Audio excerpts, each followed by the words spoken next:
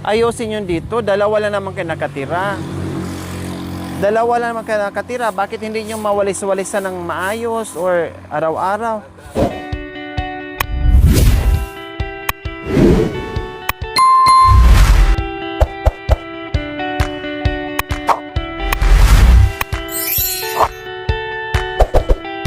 Kalimutan. Imbes pagkain na sana magiging bato pa. Lagi yung pagkakatandaan yan. Para bang, ako ay may lobo. O imbes sa pagkain sana, napunta sa lobo, lumipad na. Mga ganun-ganun. Laging ganun. Maraming lang gamot na dyan, kuya.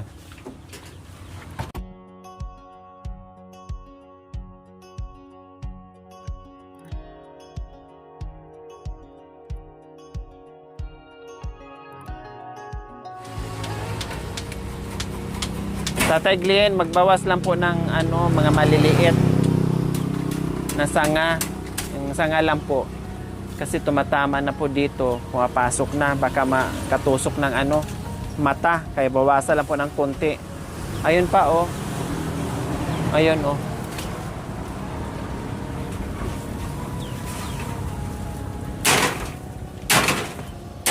Kasi pag may hangin rin, kumakaskas din yung dyan.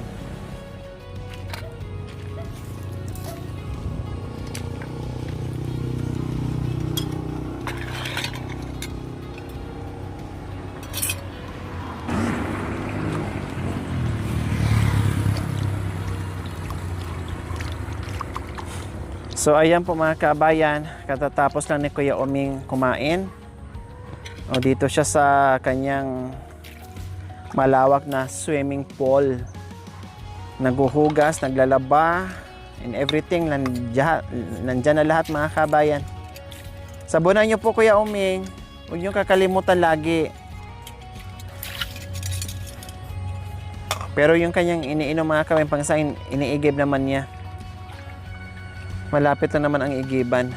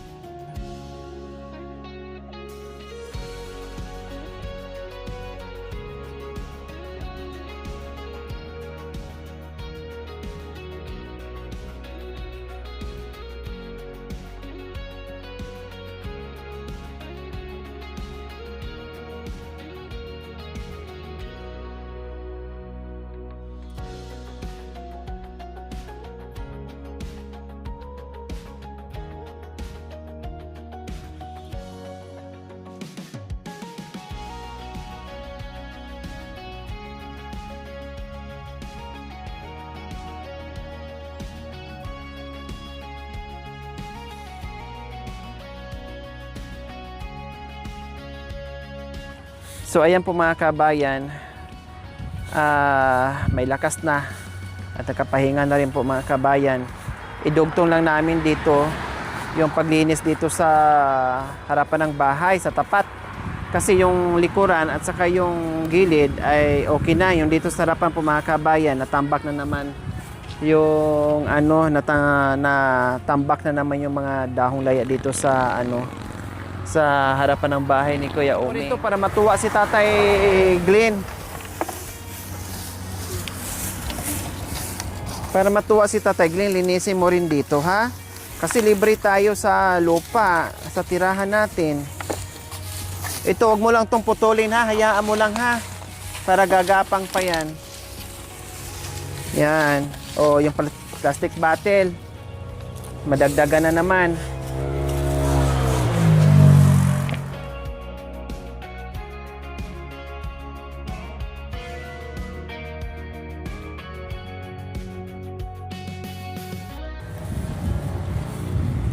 Ayusin yun dito. Dalawa lang naman kayo nakatira.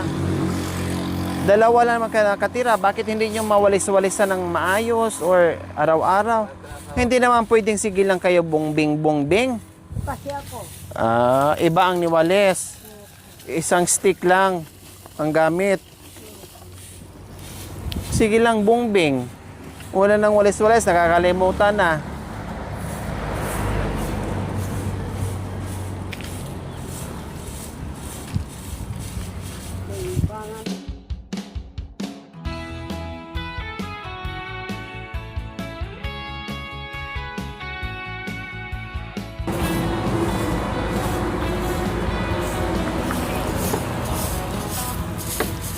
Siguro naghahanap Masakit ulo ko, mga ng kabayan. inuman, eh. Kahapon pa ako nakaramdam ng ano. Pero uminom naman ako ng gamot. Feeling ko parang lalagnatin ako, parang sisiponin ako. Kagabi, buying ako ng bahing and everything. Yun ang pakiramdam ko ngayon. Siguro sa init. No, sa init siguro, mga kabayan. Marmar Kaya ako. buying ako ng bahing. Naninibago siguro sa sobrang init na naman sa klima ngayon. Kaya ang hirap pag bagong klima, bagong sakit din. Diyos ko. Kaya masakit ang ulo ko. Yung isang cameraman ko, ganun ang ano, hindi mo naririnig. Puro ano. Yan. Tin mo.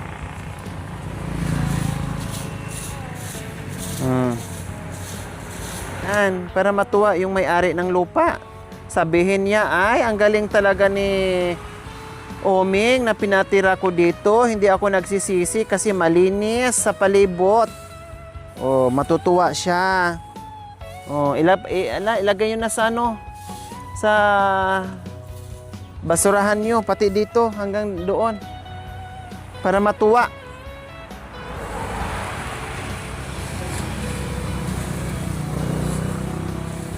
Siyempre, doon sa mga taong mababait sa atin, gantihan din natin ng kabutihan para mabalikan man lang natin ng saya din.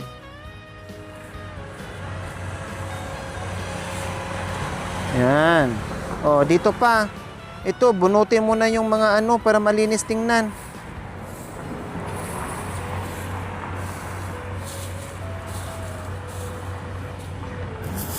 Kuya, yung itak nandiyan.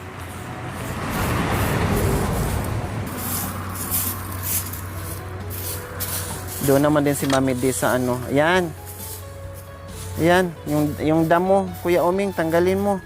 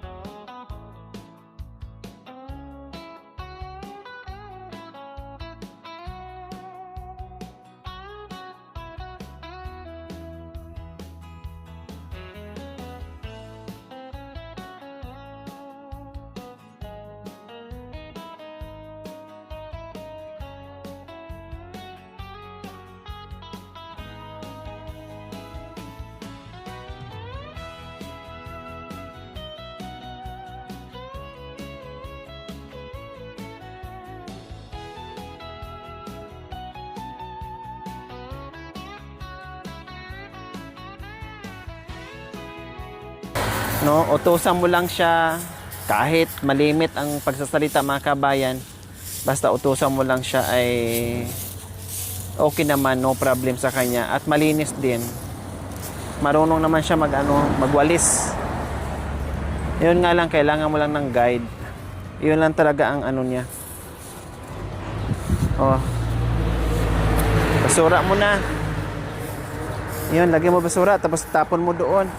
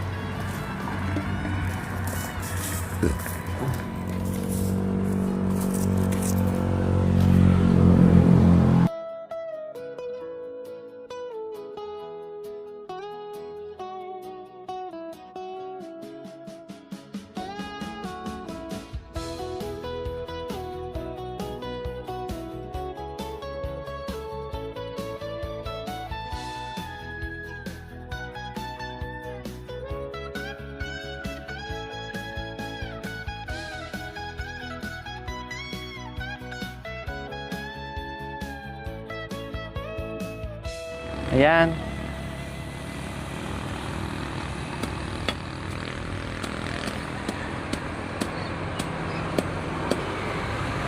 O, ayan o, ang daming insekto. Kita nyo po, ang daming insekto. Nagliliparan, o. O. Pag sa gabi, pupunta dyan sa solar lights nyo. Daming insekto.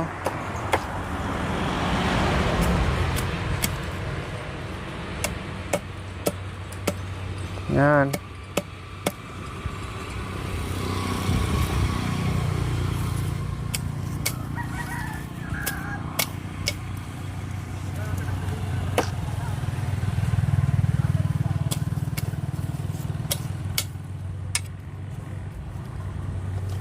Ang daming insekto nagliliparan.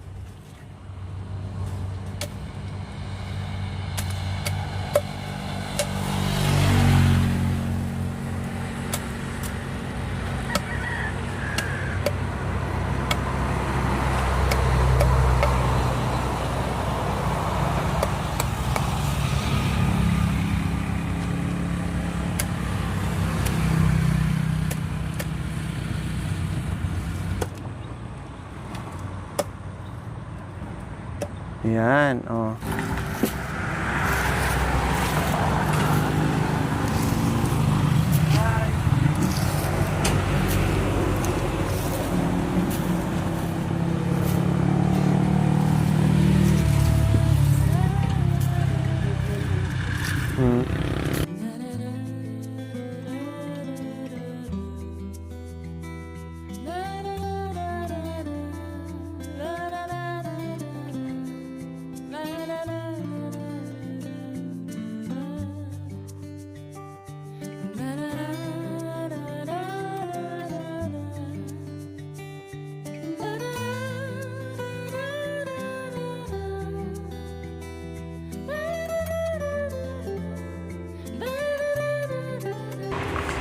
So ayan po mga kabayan, itong mga ginawa niyang ano dito, ano pala ang purpose niya? Magtanim. So gapangan ito. Bibigyan na lang ng pananim na gagapang dito mga kabayan, like sitaw. Kaya pala ginawa niya to mga kabayan, ayan. Kasi gusto niya magtanim daw siya ng sitaw or bahala na kung ano yung gagapang dyan na itanim niya mga kabayan. Yan ang sabi niya. Kaya pala naglagay siya. Sabi ko, sige, huwag mo nang tanggalin kasi kanina parang nawala yung view ng bahay, nawala yung ganda ng bahay mga kabay na puro may ganyan-ganyan. Okay lang sana yung nandoon. Doon sa kusina niya, okay na yun. Kailan nagdugtong dito. Akala ko, ay ano gagawin niya dito? Baka tulad na naman dito, baka tulad na naman doon sa bahay na merong ano, 'di ba? Nakita niyo naman yung bahay niya doon sa ilalim ng mangga. Baka kako ganun na naman ang mangyari. Kaya sabi ko ay tanggalin. Nagsabi kay Makoy na manghingi siya ng ng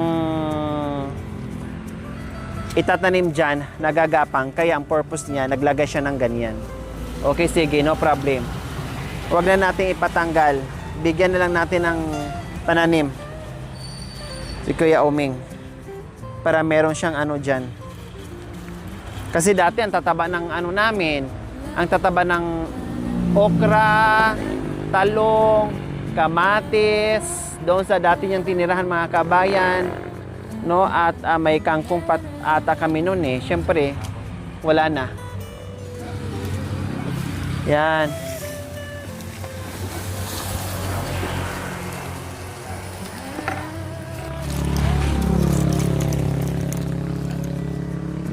Yan, dito mo na ilagay oh. Sa itaas. Yan.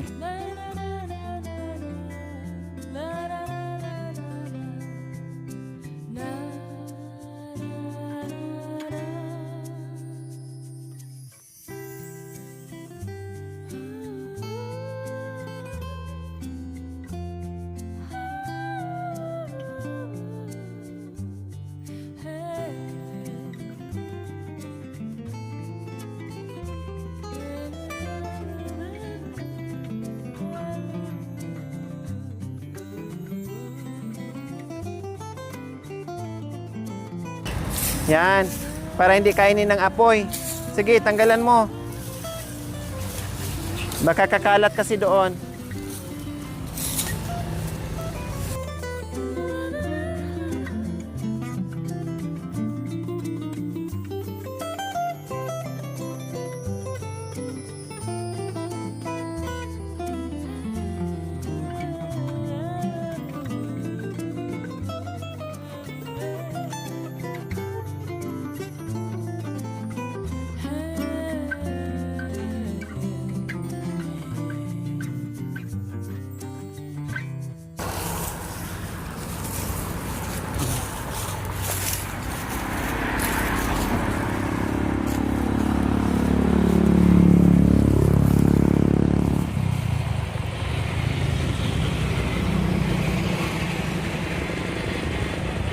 Sindihan mo na.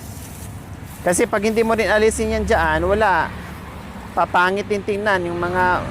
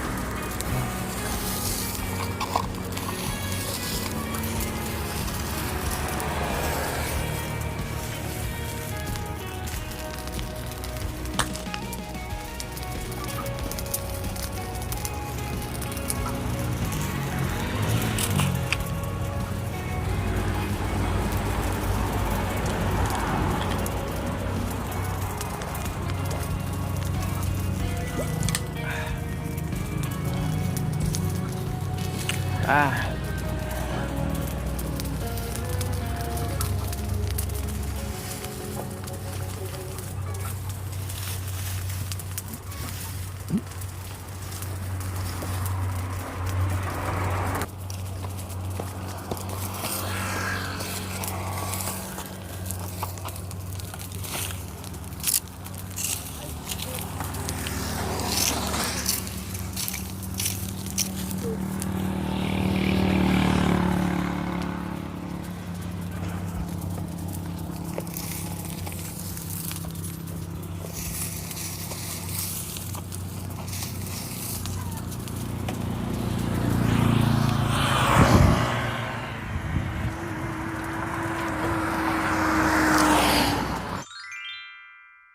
Thank you for watching. Don't forget to like, share, and subscribe.